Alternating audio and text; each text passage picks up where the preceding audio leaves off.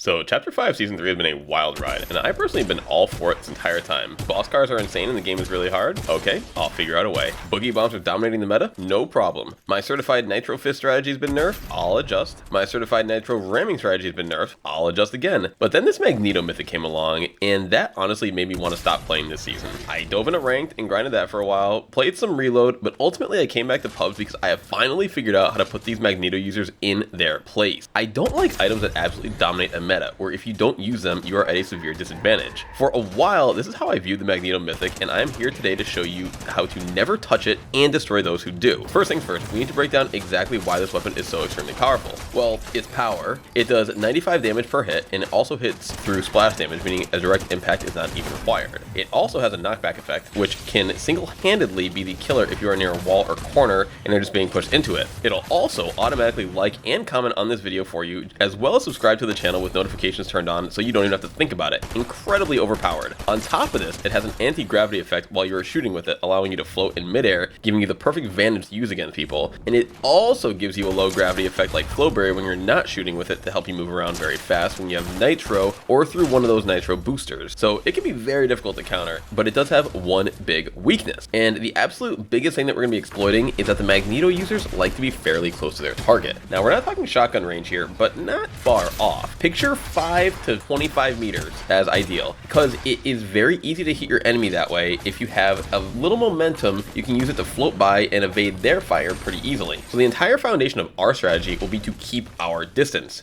We will do this through the use of triple mobility. As I've mentioned in previous videos this season, I go for the Megalodon medallion every game. If you get it, you can acquire infinite nitro and the best gloves in the game. This right here was honestly plenty of mobility before the Magneto mythic was introduced into the game, but not anymore. And I consider that dual mobility, one being the nitro, one being the fist. I am now back to carrying shockwaves as well, again, as a supplementary source of mobility. Our enemies will have gloves, so even though ours have 5 charges and theirs have 4, it still evens out in 90% of situations. Enemies these days are almost always carrying nitro to catch up to people if they don't have the medallion. So this nullifies our infinite nitro medallion to a very large extent. At this point, the playing ground is pretty even, and if they have the Magneto mythic, they can even turn the tide in their favor, as running and jumping with Magneto out can grant you quite a bit of distance on a sprint jump. So we need to carry shockwaves again as a way to create separation when needed or close the gap if we have to. Nobody that I've come across since running this strategy has been carrying as much mobility as I have. So when I decide to get away or push someone, they don't really have a choice, and that's a very nice situation to be in. Okay, let's talk the worst case scenario. We miss out on the medallion.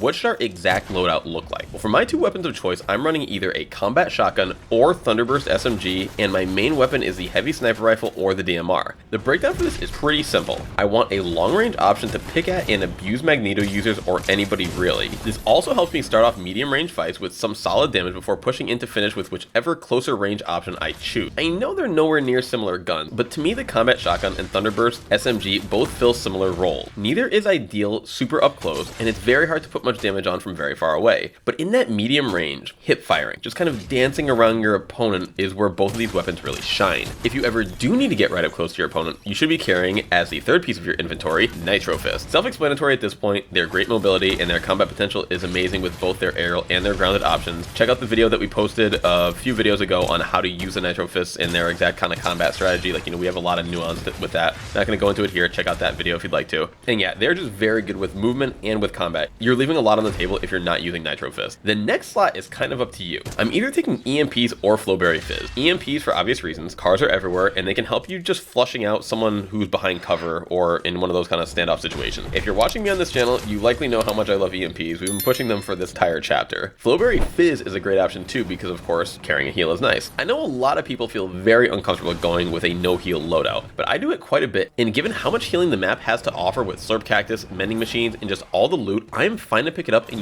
use it as I need it. Really abusing my 50 overshield and trying not to let that get cracked at all costs. We also do prioritize the Machinist Medallion in our final loadout, which will help with this. Giving up EMPs with this loadout is honestly fine too because we still have an anti-car option in our sniper rifle. This thing does like 400 vehicle damage, which is pretty bonkers. It also has a knockback effect similar to the Magneto mythic, which allows you to knock a car off its course, and that can be very useful in times, especially if it's kind of going off of a ramp or on a narrow passageway. That leaves your final inventory slot, and this was the worst case scenario, remember? So we don't have the Nitro medallion, meaning we have to carry the item itself. Nitro is an extremely important item to have this season, and I personally cannot justify playing the game without it. Once they raise the amount you can hold in it from 4 to 6, and it being being found in stacks of 3, not 2, made it a much better item overall for rotation and pushing or just escaping a situation. Now, if you do come across the medallion or you do get it in the beginning of the game, I would then drop the nitro from your loadout and run the aforementioned. A close range option, Thunderburst or combat shotgun, a mid to long range option, sniper or DMR, fists, shockwaves, and then you have to choose EMPs or flowberry. Typically, the way I do it is I will run EMPs for the early to mid game, and then I'll toss them out for a flowberry fizz later game, and here's my logic behind that. There's lots more cars and situations to use EMPs in the early game. They just have a lot more combat value than when the circle gets small. Cars are best used for rotating, and when there is nowhere to really rotate to, they become less used in the end game from what I've noticed, especially recently. You know, maybe earlier in the season you would see a lot of cars end game, but right now with the Magneto mythic everywhere, EMPs, you know, prevalent, I don't see as many cars as I used to in the end game. Now, Flowberry Fizz can not only be used to heal you, of course, but it can be coupled with the shockwaves that we are now carrying in to give you an insane boost. Flowberry plus Nitro Fists were never really like, you don't get that much off of it, whereas Flowberry plus a shockwave, you honestly do go about 3 times further than you do off of just a standard shockwave. So having that combo on the table again is extremely valuable. Of course, we've been doing this for the majority of this chapter. It's just fallen by the wayside a little bit this season when the gloves did become the premier movement option. However, as a way to really avoid a Magneto shot or to cover an extremely large distance, having the option to go Flowberry Shockwave has felt great for the time that I've used it. So that's what I would recommend. EMP's early game, Fizz late game. So a few general things about playing this loadout. First thing is to consider joining our Discord. Link is in the description so you always know when we upload a new video or go live, which we do at least a few times a week here on YouTube and over on Twitch. Then after that, getting the medallion, mythic fist, and combat shotty are incredibly valuable to the strategy. So you must try your absolute best to get them as soon as the game starts. It's a speed run for it. Here's my quick guide on getting the Megalodon medallion. If we had more time left in the season, I would have made a video about this all on its own, as there's a lot of nuance that can be said about it, but I'll give you all the important stuff here. The number one factor to consider that goes into killing the boss and getting his loot is how many other people landed in the same area with you. Don can, of course, be in one of 4 locations: Brutal Beachhead, patrolling between Pleasant and Sandy, around Lavish Lair, or from all the way up to Grand Glacier. Then they can hit kind of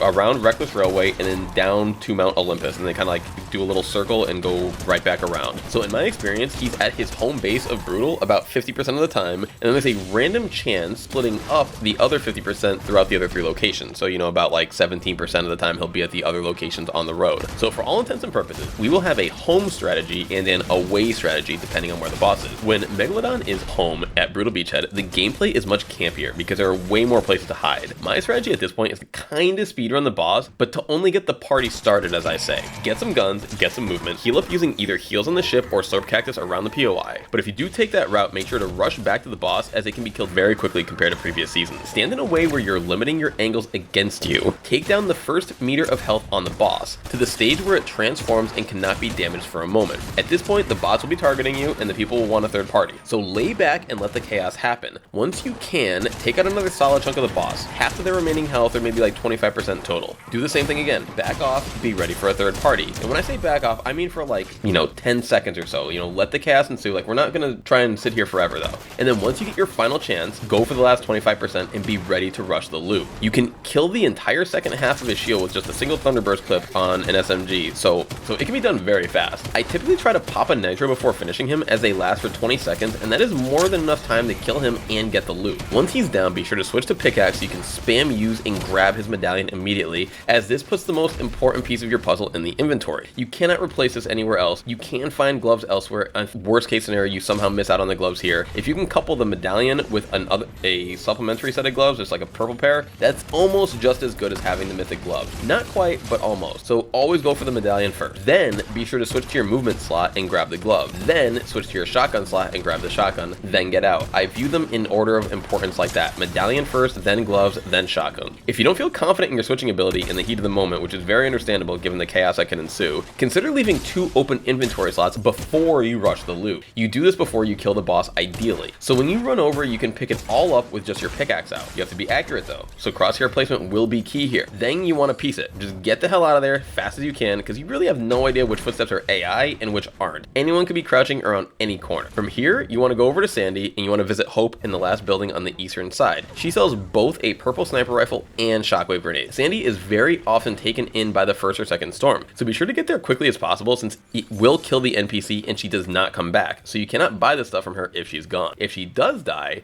Artemis at Mount Olympus sells a sniper rifle, and Magneto below her at Brawler's Battleground sells shockwaves. So from this point, you're good to go. Just go loot for the rest of your loadout and keep it pushing. Try to find the machinist medallion and win the game. Now, say Megalodon is on the road with his posse. It's a very similar game plan, except I value my loadout a little bit less in getting a car way more. The boss car is always on the move, so find a location nearby where it will be that has a vehicle and prioritize that over any kind of loadout. You know, you still want a gun and like some movement preferably, but you don't need to have as much as if you're going to the hideout itself at Brutal, because you're going to be able to move around a little more and you have the car itself. Take a quick drive and try to find some guns and movement if you can, and then go to the boss. During this entire process, if you can find a weapon mod for your car, this is even better. So be sure to familiarize yourself with where they are on the map. Having unlimited ammo, which you get from the weapon, you know, the car itself, not your actual ammo, but having unlimited ammo option in a fight like this can really help you against the boss and other players early game. Try to get the boss out of his car by using your own car to take out the first half of its health. You can also get the boss out of its car two ways. I saw this earlier today. Shout out to Avery. I was watching his stream for a bit, and he got the boss out of the car by just throwing a nitro at it, which was really cool. I'd never seen that before. So he just threw a nitro,